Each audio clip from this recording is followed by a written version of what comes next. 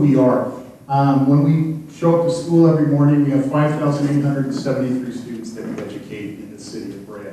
We have 9 schools. We have 6 elementaries, 1 junior high school, 1 high school, comprehensive high school, and 1 continuation high school, comprising the 6. We've got a preschool program that Chris Becerra and our Child Development Services oversee. We have, as far as employees for our district, we have 238 certificated, 386 classified, and 7 board members, of which were introduced a little earlier.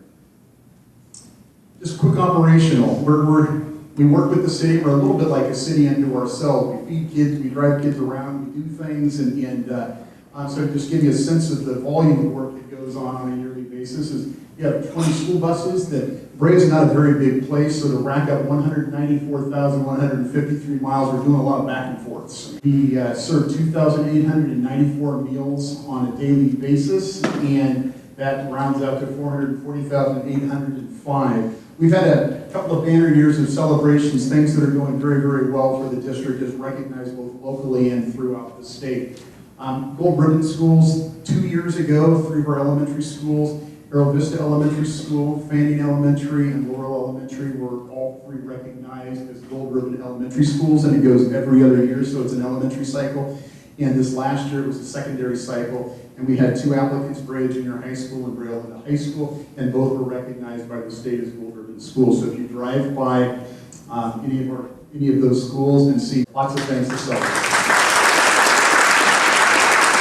Our programs are always growing, always morphing. New things are coming along. I wanted to just kind of catch you up on some of those things. Diverse course offerings. We offer 5 world languages at the high school. We offer 23 different individual AP courses and a variety of sections leading to 55 actual sections of AP. Community partnerships is something that we started a year ago. Laurel Elementary School reopened as a magnet school. Just a shout out to our 14 inaugural friends who came alongside, captured that vision, and helped create wonderful opportunities for our students. I've never gotten excited about a worksheet, but learning something, partnering, building something, and applying that knowledge and feeling some ownership, whether it's Bear, whether it's Green Tomato Grill, service champions in town, with the city, with the fire, with the police. We're going to continue to reach out to the businesses in town because we pathways to college. Another instrumental thing in growing opportunities for our junior high going into high school is we've been a 6-period day at the junior high for quite some time now, and as such, if you took certain electives, you were in ASB, or you were in band, or you were in Spanish, those were all wonderful endeavors, but your schedule got blocked in. You couldn't take yet another elective, so your ability to kind of experience and kind of do some exploration wasn't there. Worked with the teachers at Brea Junior High School over the last year plus to transition to a 7-period day, and we're allowed to bring some new electives on simply by taking a 6-period day and turn it into a 7-period day. So you see a variety of electives that were added. We applied for a grant a couple of years ago that are allowing us to offer 5 sections, 2 of Exploring Medical Careers, which goes directly into a pathway at the high school where they can continue that learning. Exploring Computer Science had not had that at the junior high as well, and that goes straight into the KETA program. And as we're growing things at the lower levels, building an appetite in our students to kind of figure out maybe what they want to be when they grow up. And quite frankly, when you're doing exploratory classes, it's equally important to figure out what you don't like. Starting last year, in a partnership with Fullerton College, we are now offering Fullerton College classes in the afternoons, evenings, and weekends at Brea Olinda High School to both Brea Olinda High School students as well as Brea Canyon students for free. Our state testing, just in rough numbers, English language arts, this is compiled for our 3 through 8th grade and then 11th grade that are tested. Brea is in the blue. Orange County average is in the red, and then the state average is the orange.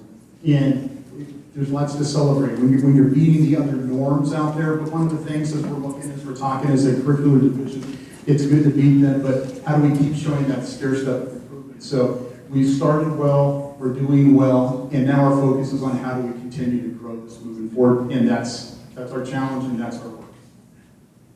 The way the state operates is every third grader in the state's worth the same amount of money, but you get more money for that child if they're, kind of in an at-risk population. Our overall average for our percentage in Brea is 31%. So 31% of our students qualify as either English language learner, low socioeconomic status, or both. And that is a small percentage when you compare to the rest of the state.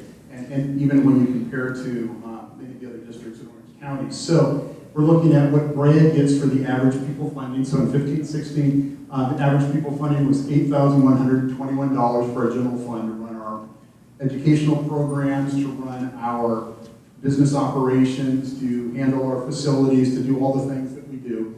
There aren't other dollars that come to the general fund for those purposes. And the average in Orange County was $9,165. So if you just do the quick math on the back of the napkin, $1,040 or so times, we'll just call it 6,000 students. That's $6 million that a district our size, an average district, would make above what we make in Brea. So it's one of our challenges. It's one of the things that we talk about almost on a daily basis, because that dollar that comes in is going to pay a teacher, it's going to pay for curriculum, it's going to buy a red rubber ball. How many people here remember red rubber balls? Okay? Or fix a roof. There are no other magic funds that come in, and we really sit and we arm wrestle over how are we going to spend that dollar. What we're doing to try to stop gap in some of those measures, when we find a grant that applies, that we may apply for, that may fit us. The other downside is the funding tracks school districts and goes towards school districts that are considered more at risk, a higher density population of ELL students, low socioeconomic students. Grants often operate the same way, so that the way that you get more money from the state is often also the profile you must meet to be competitive in grants. And so we don't qualify for a lot. God bless our food service worker. She applies year after year for some upgrades in facilities and some services and some equipment. And because we don't have as high a participation rate as this little boutique district to our west, Los Angeles, districts with larger populations typically gobble it up, but we keep after it. State bond funding, though Brea's bond did not pass, the state bond did. So whenever we find a project that may qualify for subsidy funding from the state, we're going after every last nickel we possibly can to try to stretch those dollars. And then just increase local support, whatever that means, whether it's PTAs at school sites, whether it's engaging the community, continue to talk about our needs and what our plans are moving forward for, and expanding programs, just going out to the business community, the city, Chamber of Commerce and so forth, and just looking for relationships that are truly free, that we can bring in people capital to expand and grow our programs. As we continue to try to grow our capacity to be everything we need to be for our kids, we're absolutely going to be looking for your help. So thank you for coming out. Thanks for what you do. Thanks for letting me be a part of a great community of Brea. Have a good day.